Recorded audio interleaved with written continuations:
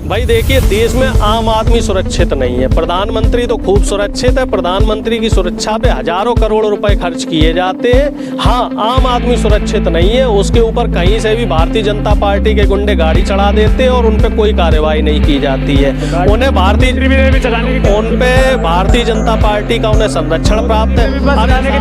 आप फिर कहाँ चक्करों में फंस रहे हैं? सब चीजें स्पष्ट है, सारे वीडियो वायरल हो रखे हैं। इनके द्वारा खुद ही प्लांट किया हुआ था, अपनी साजिश में ये खुद फंस चुके हैं। मरता क्या ना करता, इसलिए खिसियानी बिल्ली खम्बा नोचे वाला काम कर रहे हैं और ये जो है विपक्ष पे छींटाकशी करने का काम कर रहे हैं। जनता इनके चाल में नहीं फंस रही है, जनता इनकी साथ। नमस्ते हिंदुस्तान, मैं अनूप कुमार। आज हम मौजूद हैं गाजियाबाद में और हमारे साथ हैं डॉक्टर साहब, उन्हीं से बात करेंगे।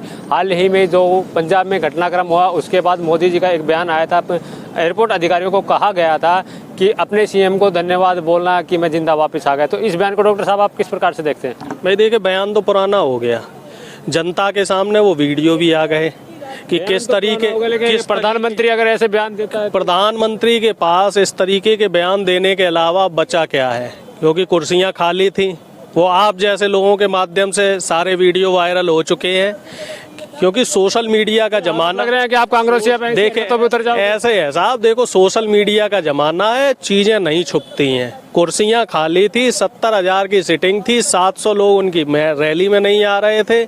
कैप्टन अमरिंदर खाली कुर्सियों को बयान दे रहे, वो अपने भाषण दे रहे थे। इस वजह से मोदी जी ने, जो इनका पहले रूट था, पहले कैसे जाना था, इनको हेलीकॉप्टर से जाना था, तो बारिश के फिर मौसम खराब के कारण उन्होंने। तो दूसरी चीज ये है, प्रधानमंत्री का एक प्रोटोकॉल होता है और उनकी सुरक्षा किसके अधीन होती है? मुख्यमंत्री के अधीन होती है, गृह मंत्रालय के अधीन। अगर जिस भी राज्य में जाते हैं प्रधानमंत्री जाता है तो वहाँ के प्रशासन की भी सुरक्षा की जिम्मेदारी गृह मंत्री की सबसे पहले है।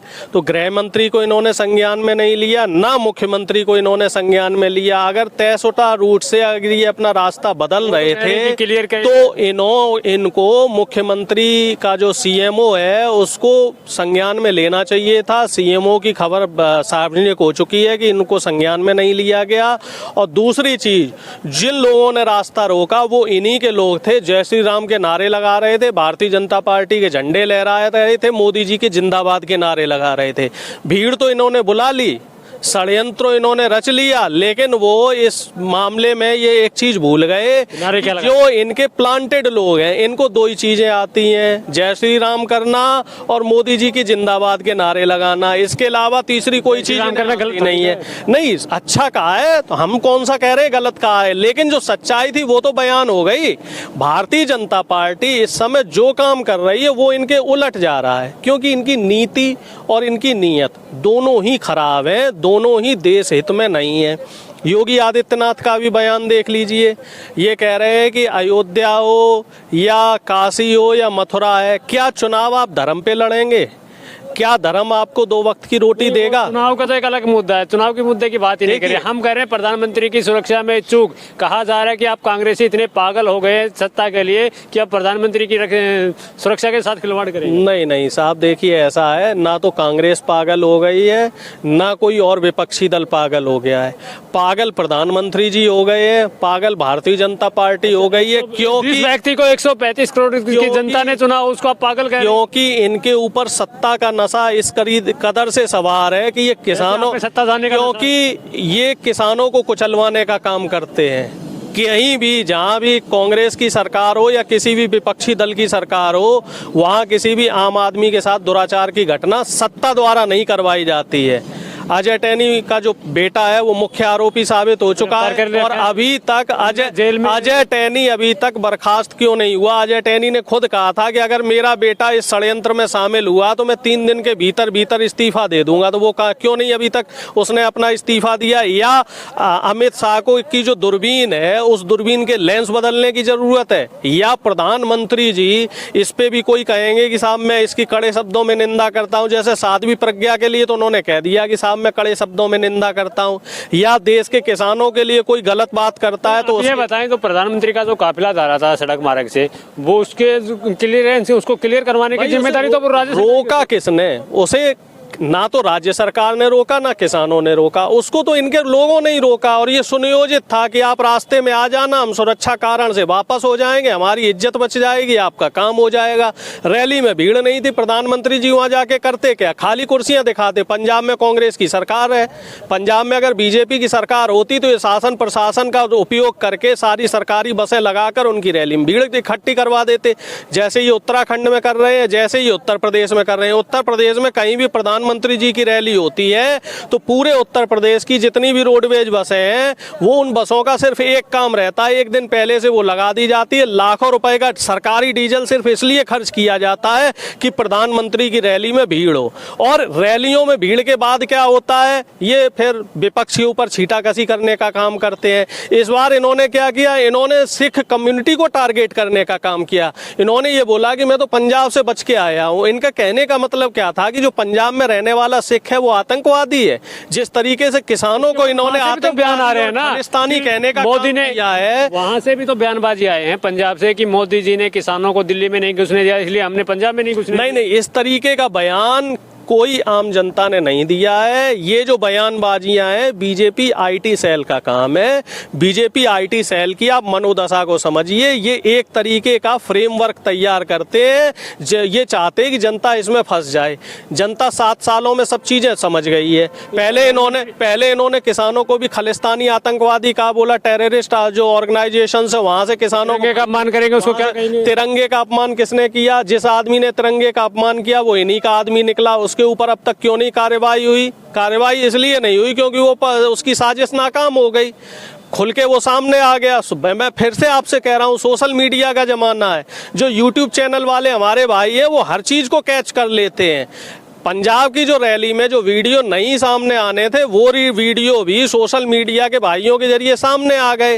अब प्रधानमंत्री जी खिसियानी बिल्ली खंबा नोचे वाला काम कर रहे हैं कि सुरक्षा में चूक की हुई, चन्नी साहब ने सुरक्षा में चूक कर दी, इसने सुरक्षा में चूक कर दी, उसने सुरक्षा में चूक कर दी। प्रधानमंत्री जी झूठ बोलने में माहिर हैं, प्रधानमंत्री जी जुमले फेंकने में माहिर हैं, प्रधानमंत्री जी को लाल टोपी से ऑब्जेक्शन है, प्रधानमंत्री जी को प्रियंका जी के लखीमपुर खीरी जाने से ऑब्जेक्शन है, प्रधानमंत्री जी को प्रियंका जी के जो लड़ती की हूँ लड़ सकती हूँ उस नारे से भी ऑब्जेक्शन है।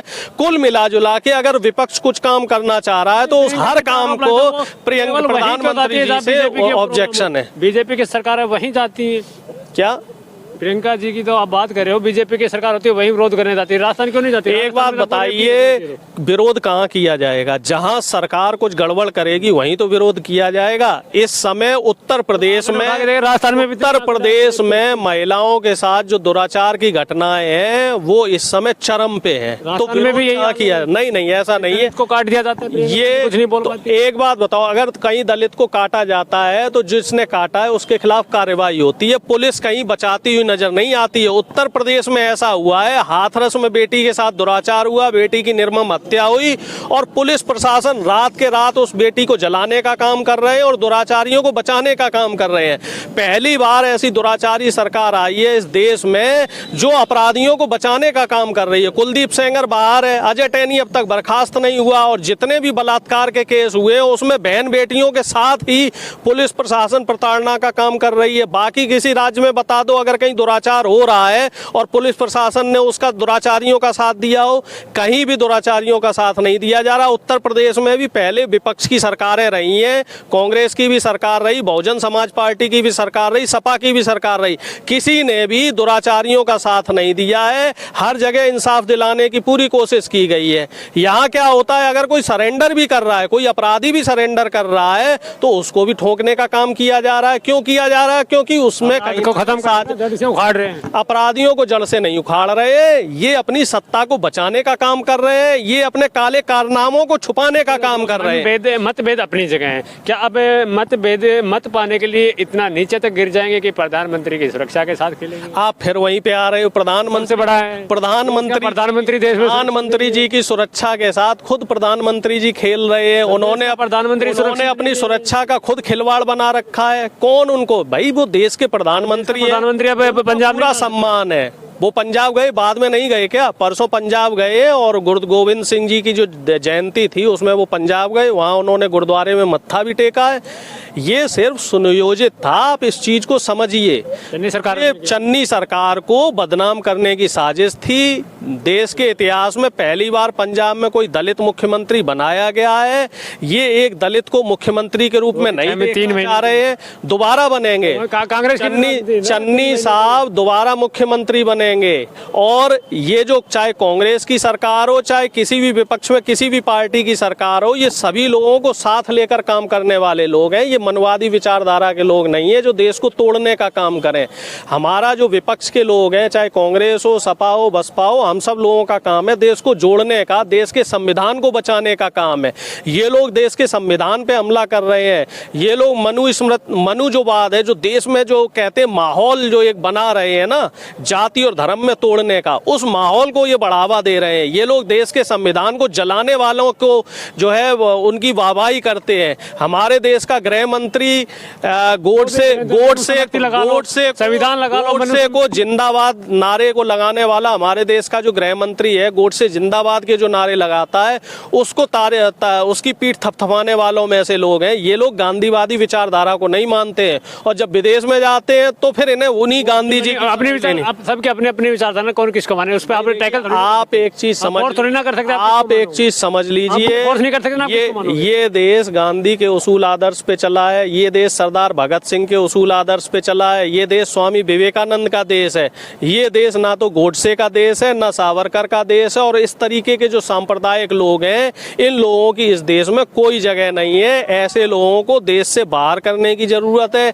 ऐसे मानसिक बीमार लोगों को इलाज की जरूरत है। ऐसे लोगों की इस देश में कोई जरूरत नहीं है। कौन है ऐसे लोग? एक आधा नाम बताइए। बीजेपी आरएसएस के लोग, जो आरएसएस की विचारधारा के लोग हैं, जो गोडसे को जिंदाबाद के नारे देने वाले लोग हैं, जो सावरकर को वीर बोलने वाले लोग हैं। सावरकर आजीवन अंग्रेजों से पेंशन लेता रहा और गोडसे ने जब गांधी जी अपनी कला होती है, गोडसे ने जब गांधी जी को गोली मारी थी और वो जेल में रहा, जब उसे फांसी होने वाली थी, तो उसकी आपने आत्मकथा पढ़ी होगी। उस आत्मकथा में साफ तौर पे ये सावरकर ने कबूल किया है कि मुझे हिप्नोटाइज किया गया था, मुझे गांधी जी के खिलाफ बरगलाया गया था और उसे अपने किए पे पछतावा था। बाकायदा उसकी जो आत्मकथा है उसमें ये सब चीजें लिखी हुई हैं। और सावरकर को जो ये सो कॉल्ड कहते हैं कि वीर है, वो ये है, अंग्रेजों से एक बार नहीं 9 बार लिखित माफीनामा लिया है और आजीवन अंग्रेजों से पेंशन लेते रहे हैं। किस लिए? सिर्फ स्वतंत्रता संग्राम जो सेनानी थे इनकी मुखबरी करने के लिए। आखिर में क्या कहेंगे इस पे? जनता बदलाव चाह रही है, बदलाव होगा। भारतीय जनता पार्टी बौखलाई हुई है, सत्ता से इन्हें बाहर जाने का डर है।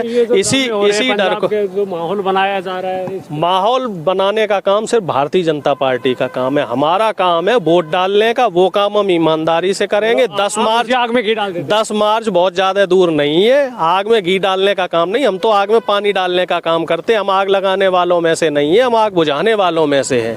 देश की जनता समझदार है। युवाओं को रोजगार चाहिए, किसानों को एमएसपी चाहिए, महिलाओं को अपनी सुरक्षा की सुनिश्चिति चाहिए और जो देश का मजदूर है उसको रोजगार चाहिए। बाकी सब ठीक है, लेकिन देश में प्रधानमंत्री सुरक्षित नहीं है।